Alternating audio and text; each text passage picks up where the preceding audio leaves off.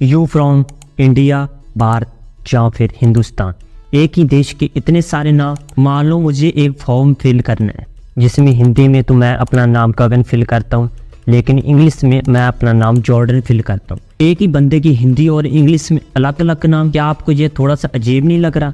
वैसे ही जैसे आप अपने देश का नाम हिंदी में तो भारत लेकिन इंग्लिश में इंडिया फिल करते हैं। क्या है हमारे देश के दो नामों के पीछे की हिस्ट्री, और इतने सालों बाद क्यों इंडिया नाम चेंज करने पर हो रही है कंट्रोवर्सी, जानेंगे इस वीडियो में। अगर आप पहली बार हमसे जुड़ रहे हो तो चैनल को जरूर सब्सक्राइब कर लें।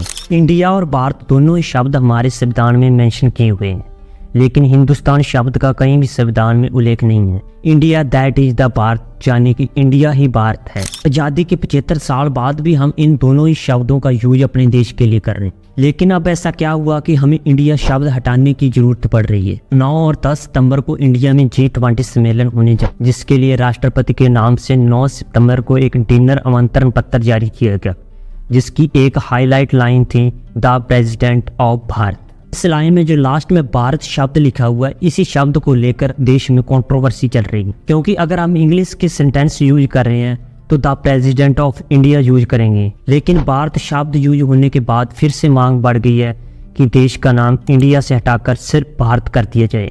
1947 में देश के आज़ाद होने के बाद अब समस्या थी देश का संविधान बनाना। देश का संविधान बनाने से ज़्यादा मुश्किल था संविधान को लागू करना। जिस राष्ट्र के लिए संविधान को बनाया था उस राष्ट्र के नाम के लिए संविधान सभा में सबसे बड़ी बहस शुरू हो गई। संविधान सभा के कुछ सदस्य एक पक्ष में थे कि राष्ट्र का नाम भारत या भारतवर्ष होना चाहिए। कुछ सदस्य इस राष्ट्र का नाम हिंदुस्तान रखना चाहते थे, लेकिन डॉक्टर भीमराव अंबेडकर इस राष्ट्र का कोई भी ऐसा नाम नहीं रखना चाहते थे जो किसी विशेष समूह या जाति को इंडिकेट करता हो। डॉक्टर भीमराव अंबेडकर जानते थे कि भारत किसी जाति, समूह या धर्म के बेस पर नहीं बना हुआ है, और ऐसा कोई भी नाम नहीं रखना चाहते थे जो लोगों में अलगाव पैदा करे। इसलिए डॉक्टर भीमराव अंबेडकर ने इंडिया और भारत दोनों को संविधान में मान्यता प्रदान की। अब आप भी यही सोच रहे हैं कि जब इंडिया के पास स्वतंत्रता आ गई तो हम उसी वक्त इंडिया का नाम चेंज कर भारत कर सकते। उस वक्त हम चाहकर भी इंडिया नाम को अपने देश से अलग नहीं कर सकते थे। 1947 में भारत आज़ाद तो हो गया, लेकिन जाते जाते अंग्रेज इंडिया को 2 भागों में डिवाइड कर गए, जिससे फैली आंतरिक अशांति भारत के सरवाइव करने में सबसे बड़ी चुनौती थी।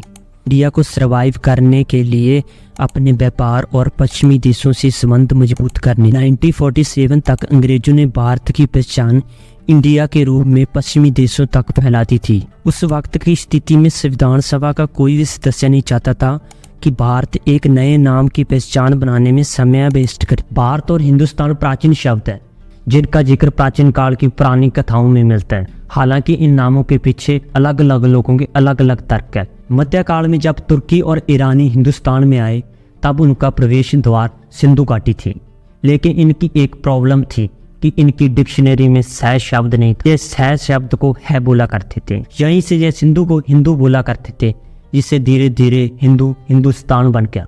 उसके बाद आया हिंदुस्तान में ब्रिटिश साम्राज्य। अंग्रेजों की भी एक प्रॉब्लम थी, ये बड़े शब्दों को आसानी से बोल नहीं पाते थे, खासकर संस्कृत के शब्द। ये हमेशा बड़े शब्दों को शॉर्ट फॉर्म में बोला करते थे, इसलिए ये सिंधु घाटी को इंडस वैली कहा करते थे, जिसे बाद में यह धीरे धीरे इंडिया बोलने लगे। इंडिया नाम अंग्रेजों के द्वारा दिया हुआ नाम है। अब सवाल है कि भारत और इंडिया दोनों ही संवैधानिक शब्द हैं, फिर इंडिया शब्द को हटाया क्यों जा रहा है?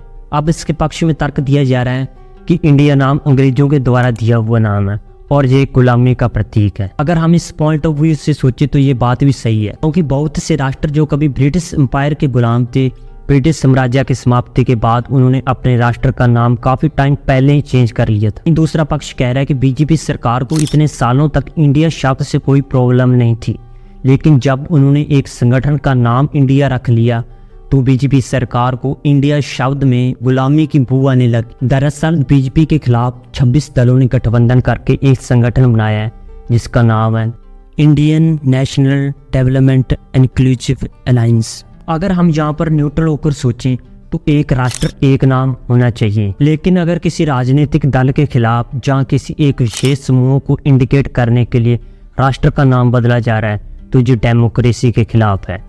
आपकी क्या राय है? कमेंट बॉक्स में जरूर बताना।